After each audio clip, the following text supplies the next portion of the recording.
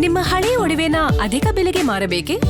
ಅಟಿಕಾಗೆ ಕಾಲ್ ಮಾಡಿ 8803000300. Attica gold company. ಬೆಂಗಳೂರಿನ nice ರಸ್ತೆಯ ಸೋಂಪುರ ಟೋಲ್ ಗೇಟ್ ಬಳಿ ಇರುವಂತಹ ಶುದ್ಧ ತಿಂಡಿ ಹೋಟೆಲ್ ನಿನ್ನೆ ಮರು ಉದ್ಘಾಟನೆಯಾಗಿದೆ. ಈ ಹಿಂದೆ ಅಚಾನಕ್ ಆಗಿ ನಡೆದಿದ್ದಂತ ಬೆಂಕಿ ಅವಘಡದಲ್ಲಿ ಹೋಟೆಲ್ ಸಂಪೂರ್ಣವಾಗಿ ಸುಟ್ಟು ಕರಕಲಾಗಿತ್ತು.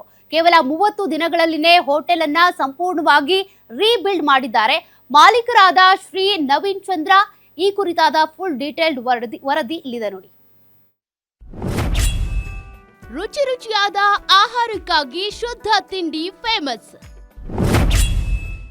ಭಸ್ಮದಿಂದ ಮತ್ತೆ ಎದ್ದು ನಿಂತಿದ್ದೇವೆ ಇಂದ ಹೋಟೆಲ್.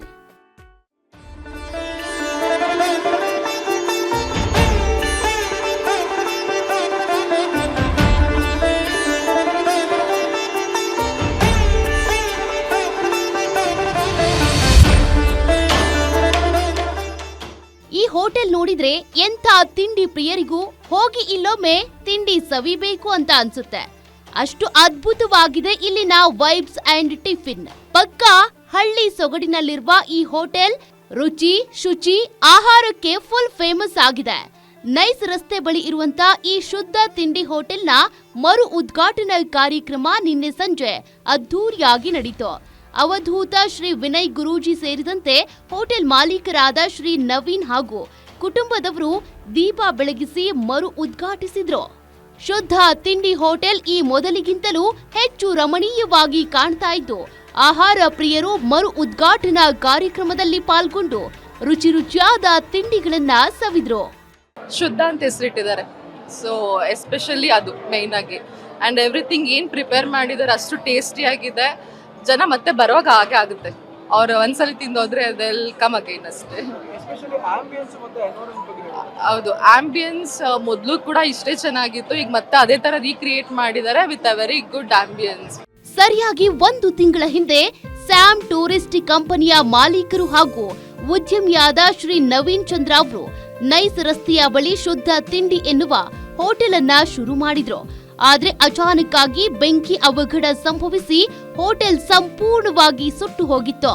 ಛಲ ಬಿಡದ ತ್ರಿವಿಕ್ರಮನಂತೆ ಕೇವಲ 30 ದಿನಗಳಲ್ಲಿಯೇ ಸುಟ್ಟು ಹೋದ ಹೋಟೆಲ್ ಅನ್ನ ಮೊದಲಿಗಿಂತ ಸುಂದರವಾಗಿ ರೀಬಿಲ್ಡ್ ಮಾಡಿದ್ದಾರೆ.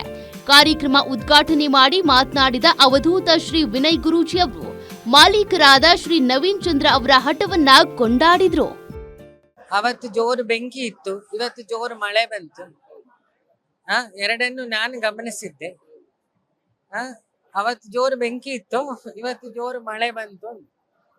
ಅದ್ರ ಅರ್ಥ ಮಳೆ ಹಸರನ್ನು ಉಂಟು ಮಾಡುತ್ತಂತೆ.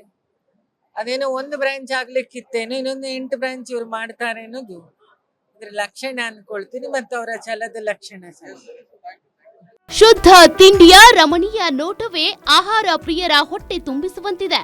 ಹಳ್ಳಿ ಸೊಗಡಿನ ಬಾವಿ ಆಹಾರ ಪ್ರಿಯರನ್ನ ಮಂತ್ರ ಮುಗ್ಧವಾಗಿಸುತ್ತೆ. ಇದರ ಜೊತೆಗೆ ಇಲ್ಲಿರುವ ಲೈಟಿಂಗ್ ಕೂಡ ಸಾಕಷ್ಟು ಸುಂದರವಾಗಿದ್ದು, ತಿಳಿ ಸಂಜೆಯ ವಾತಾವರಣದಲ್ಲಿ ನಾವಿದ್ದೇವೇನೋ ಎನ್ನಿಸುತ್ತೆ.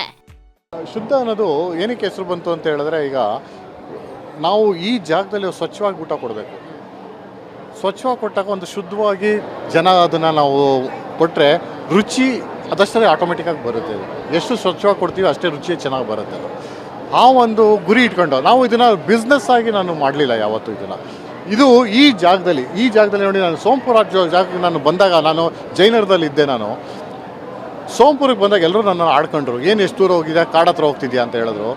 ನಾನು ಆ ದೃಷ್ಟಿಲಿ ಬಂದಿಲ್ಲ. ನಾನು ಇಲ್ಲೊಂದು ಮನೆ ಕಟ್ಟಿದೆ, ಏನೋ ಒಂದು ಇದು ಮಾಡಿದೆ, ಎದುರುಗಡೆ ಒಂದು ರೆಸ್ಟೋರೆಂಟ್ ಮಾಡಿದೆ, ಟಾಪಿಕ್ ಅನ್ನೋದೊಂದು ರೆಸ್ಟೋರೆಂಟ್ ಮಾಡಿದೆ.